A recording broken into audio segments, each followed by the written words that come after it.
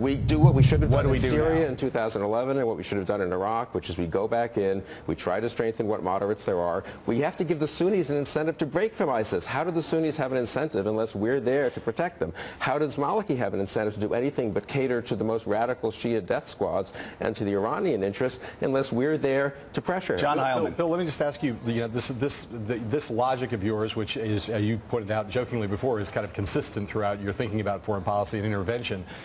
At this moment in the American polity, it seems to me there is none, less than zero appetite for the kind of thing you're talking about. I mean, like, how would you get over the fact that the country, en masse, Democrat, Republican, would tell you you're nuts to think that we should be sending I don't believe that. Residual forces back into Iraq to get back involved in this war? If the president had gone into Syria in 2011, do you think he would have not had support? I'm talking about right now. I'm talking about right now for going back into Iraq. He goes on TV today and says, this is a strategic crisis for the reasons I'm going to lay out here. We have to do something that no one wants to do, which is to go back in with a lot of air power and with special forces and maybe a few conventional troops to help stabilize the situation. We cannot allow an al-Qaeda-backed group to dominate one part of the Middle East and Iran and Iranian-backed groups to dominate another part of the Middle East. It's an unacceptable threat to our security. All right, guys, we need to cut. Guys, hold on 1 second. You got to stop right now.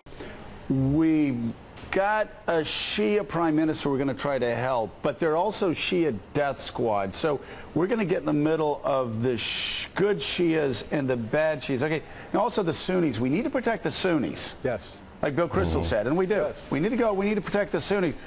But the death squads are also Sunni death squads. So this isn't really a civil war between Sunnis and Shia. This is between good Sunnis and bad Sunnis, good Shia and bad Shia against the bad Sunnis, and good Sunnis against the bad.